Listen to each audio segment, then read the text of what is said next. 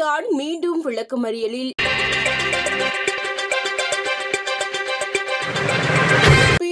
என அழைக்கப்படும் முன்னாள் ராஜாங்க அமைச்சர் சிவனேசதுரை சந்திரகாந்தனை எதிர்வரும் செப்டம்பர் மாதம் 1ஆம் தேதி வரை மீண்டும் விளக்கமறியலில் வைக்குமாறு மட்டக்களப்பு நீதவான் நீதிமன்றம் உத்தரவிட்டுள்ளது. பதில் நீதவான் முன்னிலையில் இன்று இந்த வழக்கு விசாரணைக்கு எடுத்துக் கொள்ளப்பட்ட போது அவர் காணொலி வழியை நீதிமன்றத்தில் முன்னிலைப்படுத்தப்பட்டதாக தெரிவிக்கப்படுகிறது. 2008ஆம் ஆண்டு மட்டக்களப்பு மாவட்டத்தின் பல்வேறு பகுதிகளில் இடம்பெற்ற 5 கொலை சம்பவங்கள் தொடர்பாக முன்னாள் ராஜாங்க அமைச்சர் சிவனேசதுரை சந்திரகாந்தன் உள்ளிட்ட சந்தேக நபர்களுக்கு எதிராக குற்றப்புலனாய்வு திணைக்களத்தினால் வழக்கு தொடரப்பட்டிருந்தது. அதில் அவர் 3ஆம் சந்தேக நபராக பெயரிடப்பட்டுள்ளதுடன் கல்லடி பகுதியில் இடம்பெற்ற கொலைகள் மற்றும் காணி பிரச்சினை தொடர்பான 3 குற்றச்சாட்டுகள் அவருக்கு எதிராக சுமத்தப்பட்டுள்ளன.